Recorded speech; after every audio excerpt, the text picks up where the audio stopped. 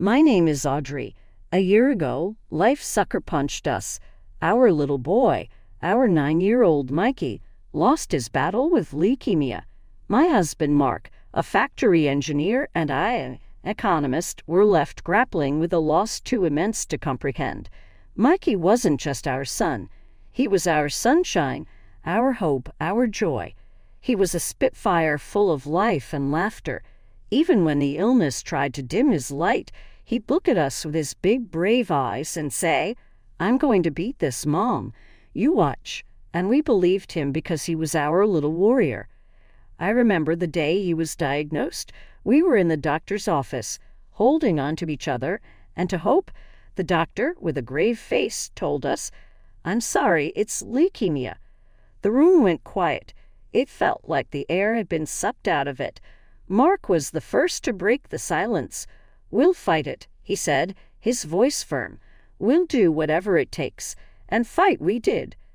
The days turned into a blur of hospital visits, chemotherapy sessions, and countless prayers. Mikey, bless his heart, fought like a champ. He'd throw up and cry from the pain, but then wipe his tears and say, "Is that all you got, cancer?" But the disease was relentless. It took away his energy, his laughter, his hair, but not his spirit. He'd lay in his hospital bed, frail and tired, but still managed to give us a thumbs up. "I'm good, Dad. I'm good," he'd say, trying to reassure us. The day we lost him, Mark and I were at home, waiting for a call from the hospital. The phone rang, and Mark picked it up. His face went white.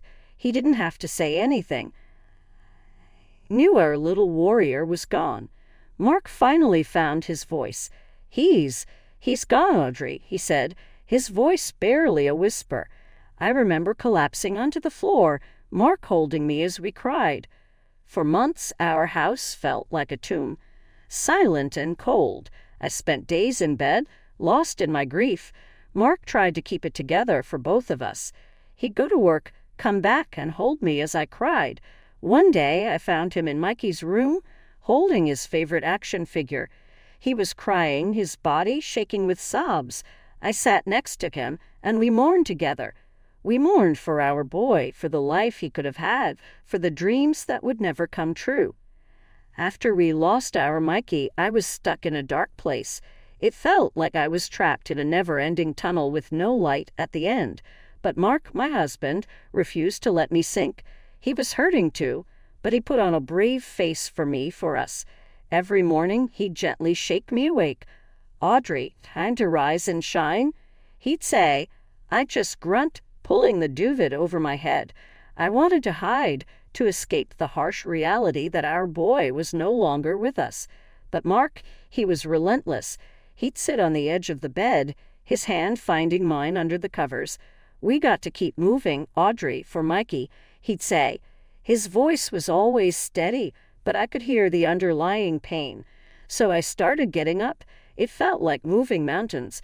The world outside seemed too harsh, too real. Every little thing reminded me of Mikey, but I pushed through the pain.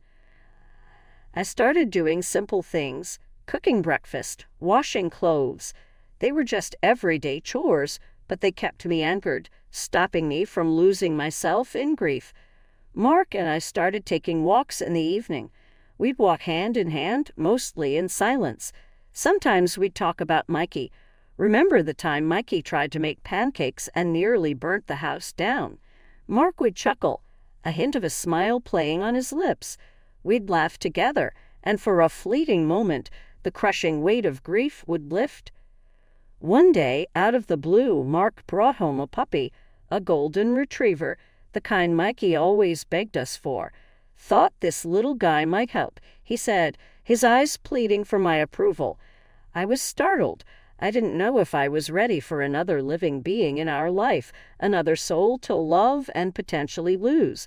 But I looked into the puppy's innocent eyes, and my heart melted. We named him Buddy. He was a bundle of energy, always scampering around, gnawing at our shoes. He brought a sense of life back into our home. His playful barks and whimpers filled the deafening silence that had settled since Mikey's departure. In a strange way, Buddy helped us heal. He gave us something to focus on, a distraction from our pain. Don't get me wrong, it wasn't easy. There were days when the grief was so overwhelming, I felt like I was drowning. But then I'd look at Mark and Buddy, and I'd find a shred of strength to keep going. I found courage in their love and resilience. Living without Mikey was something I couldn't have ever imagined, but we were doing it, one agonizing day at a time. We were finding strength in each other and in the memories of our beautiful boy. We were learning to live with our loss, finding small moments of happiness amidst the sorrow. It was a slow, painful process, but we were making progress. Finding strength after losing a part of your soul is not easy. It's a battle, an uphill walk, but it's a battle worth fighting because, when all is said and done, life goes on and we need to move with it. No matter how painful it is for us, we do it for our Mikey, because that's what he would have wanted. He was our little warrior, and we needed to honor his memory by living, by finding strength in our loss. "Hey, Audrey," Mark began, breaking the silence. We were sitting on the porch, just watching the sun go down, the cool evening breeze rustling the leaves. Buddy was off somewhere, probably digging another hole in the yard. "I've been thinking," he said. I turned to him, raising an eyebrow. "Yeah?" I asked, waiting for him to continue. Mark was always a man of few words, so when he said he'd been thinking, it usually meant something serious. He took a deep breath, his gaze fixed on the horizon. "I've been thinking about us having another kid," he said, the words tumbling out in a rush. I felt like I'd been punched in the gut. I just stared at him, unable to process his words. Another kid. Was he out of his mind? We'd lost our Mikey, and he was talking about having another child. "Are you crazy, Mark?" I finally blurted out, my heart pounding in my chest. "We can't just replace Mikey." Mark shook his head quickly. "No, Audrey, I don't mean replace him. God, I could never do that. I miss it, Audrey. I miss being a dad. I miss our family." I could see the pain in his eyes, the longing. I understood what he was saying. I missed being a mom too. I missed the laughter, the chaos, the love, but the thought of having another child scared me. It felt like a betrayal to Mikey. "I don't know, Mark," I said, my voice shaky. "It feels like we'd be betraying Mikey." Mark reached out, taking my hands in his. "Audrey, we could never betray Mikey. He'll always be our son, our firstborn. But I believe we have more love to give, and I think Mikey would want us to be happy." His words hit me hard. I knew he was right. Mikey wouldn't want us to live in sorrow forever. He would want us to move on, to find happiness again. But the thought of loving another child was terrifying. "I'm scared, Mark," I admitted, tears welling up in my eyes. "I'm scared of loving another child, scared of losing another one." Mark squeezed my hands, his eyes filled with understanding. "I'm scared too, Audrey, but I think we can do this, for us, for Mikey." We sat there holding hands as the sun set, the world seeming to hold its breath, waiting for my response. After what felt like an eternity, I finally found my voice. "Okay, Mark," I said, my voice barely a whisper. "Let's do it. Let's have another child." Mark looked at me, his eyes filled with relief and joy. "Really, Audrey?" he asked, his voice choked with emotion. I nodded, squeezing his hand. "Yeah, Mark, let's give it a shot." And that was it. We decided to try for another child. It was a scary decision, but it felt right. We had love to give, and we wanted to be parents again. Most importantly, we wanted to honor Mikey. We wanted to live again, to find happiness for us and for Mikey. The smell of Mary's famous roast chicken and baked potatoes wafted through the house. Bill, Mark's dad, was at the head of the table, carving the chicken with precision. Mark's sister Linda, her husband Bob, and their son John were also there. Linda was always a bit of a loose cannon, with a knack for saying the most outrageous things without batting an eye. Tonight she was in full form, leaning back in her chair and holding court, her voice loud and clear, her laughter ringing out. She had a glass of red wine in her hand, waving it around as she spoke, drops occasionally splashing onto the tablecloth. We were halfway through the meal, just making small talk, when Linda turned to Mark and me. "So, Audrey, Mark," she began, a smirk on her face, "I've been thinking about Mikey's college fund." I felt like I'd been sucker punched. Mikey's college fund was something Mark's grandma had set up for him when he was born. It was supposed to be for his future, for his education, but Mikey was gone. Linda, with the subtlety of a sledgehammer, continued, "Well, since Mikey isn't going to use it, I thought maybe John could have it." I felt like the world had stopped spinning. I just stared at her, my heart pounding in my chest. She wanted us to give Mikey's college fund to John. I glanced at Mark, but he seemed just as shell-shocked as I was. Linda, oblivious to our shock, went on, "I mean, John's starting college next year, and it's not like Mikey's going to need it, right?" The room fell silent. I could see Mary and Bill exchanging worried glances while Bob just stared at his plate. My hands were shaking. I was furious and hurt. How could Linda be so heartless, so selfish? I felt a lump in my throat and tears pricking at the corners of my eyes, but I swallowed hard, forcing them back. I wasn't going to give Linda the satisfaction of seeing me cry. "Linda," I said, my voice shaking, "that money was for Mikey. It's not yours to give away." Linda just shrugged, a smug smile on her face. "Well, it's not like Mikey's going to use it, is he?" she retorted. I was speechless. I just stared at her, my mind a whirl of emotions. I wanted to yell at her to tell her how wrong she was, but I was too hurt. "Linda, that was low, even for you." I finally managed to say, my voice choked with emotion. "That was cruel and inappropriate." Linda just shrugged again, feigning innocence. "What? I'm just being practical," she said, her voice dripping with disdain. The rest of the dinner passed in a blur. I barely remember what was said or what was eaten. All I could think about was Linda's audacity. But I knew one thing for sure. I wasn't going to let her take Mikey's college fund. It was his and would always be his, no matter what Linda said. After that bombshell dinner, Mark and I found ourselves in the sanctuary of our home, both still reeling from Linda's audacious proposition. The night was still, the only sound being the ticking of the grandfather clock in the hallway. Mark was slumped on the couch, his face buried in his hands. I was pacing the room, my mind racing. "Can you believe her, Mark?" I exploded, my voice echoing in the quiet room. "The nerve of that woman." Mark didn't say anything at first. He just sat there, shoulders hunched. Finally, he looked up at me, his face pale. "I know, Audrey," he said, his voice heavy. I can't believe it either. We sat in silence for a while, the weight of Linda's words hanging in the air. Finally, I spoke up. "We can't let her have Mikey's money, Mark," I said firmly. "It's not hers to take." Mark sighed, running a hand through his hair. "I know, Audrey," he said, "and we won't. That money was for Mikey. It's his." "She doesn't see it that way," I retorted, my voice rising. "She just sees it as free money." Mark reached out, taking my hand in his. "Audrey, we can't let her get to us," he said, his voice steady. "We know what's right, and we'll fight for it." I nodded, biting my lip. "You're right, Mark," I said, my voice shaky. "We can't let her win."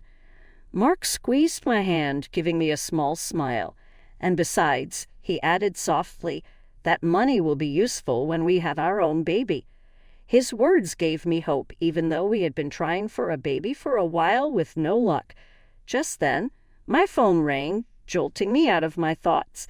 I picked it up, my heart pounding. It was Bob, Linda's husband. "Audrey, I'm sorry," he said, his voice apologetic. "I didn't know Linda was going to say that. I don't agree with her." His words were a small comfort, but a comfort nonetheless. I thanked him, my voice shaky, and hung up.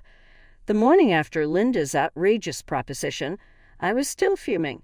The audacity of that woman. I'd always known she was selfish, but this was a new low. I decided to do some digging. If Linda was willing to stoop so low as to ask for Mikey's money, who knew what else she was capable of? I fired up my laptop and logged into Facebook. I cringed as I typed Linda's name into the search bar. I hadn't visited her profile in years, and for good reason. The woman was insufferable, but this was important. I needed to know what she was up to. As I scrolled through her profile, my blood began to boil.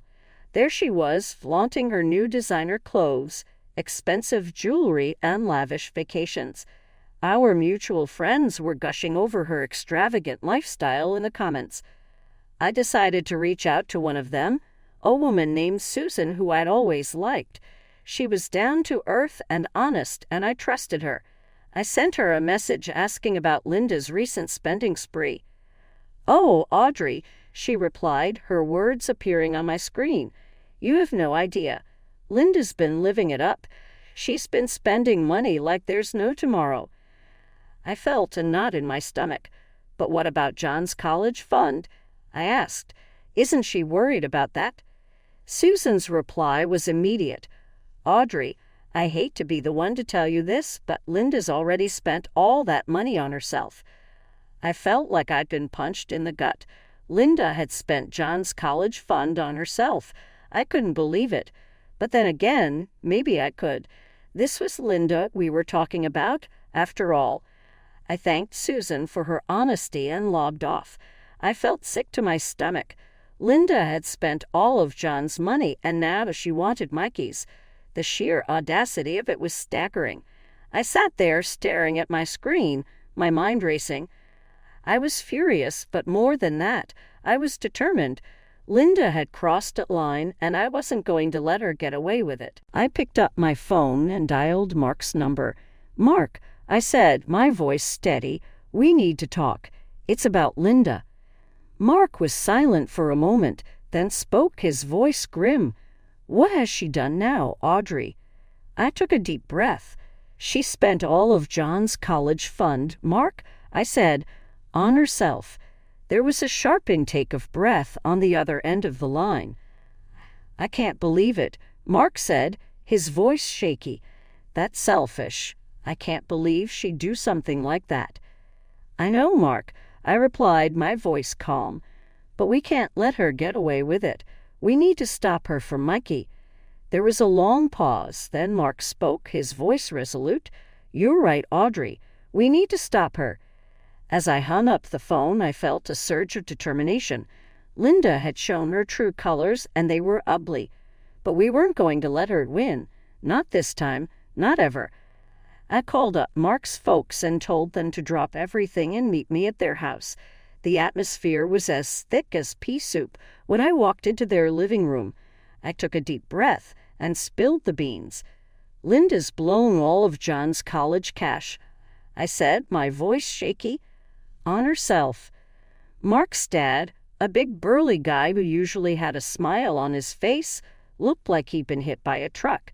"That rotten," he snarled, his voice echoing through the room. Mark's mom, a sweet old lady who always had a kind word for everyone, looked like she'd seen a ghost. "Our own daughter," she whispered, her voice barely audible. "How could she?" Mark, who'd been as quiet as a mouse, finally piped up. "We aren't going to let her get away with this," he said, his voice as hard as nails. "We're going to fight her on this." The very next day, I was at home when I heard a loud bang on the door. It was Linda, her face red as a beetroot. "You ratted me out," she hissed, her eyes blazing like a wildfire. "You told them about the money." "I did," I said, standing my ground. "That money wasn't yours, Linda. It was for John's schooling, not for you to blow on fancy clothes and shoes." Linda's face turned an ugly shade of purple.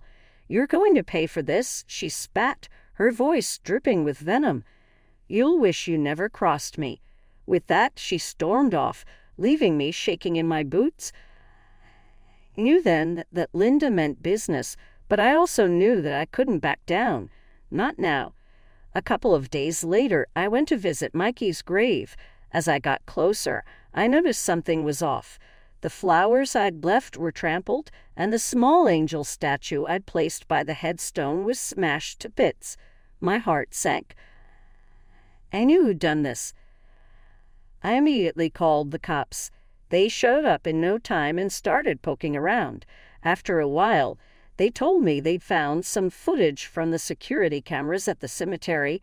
It was Linda. She was the one who trashed Mikey's grave.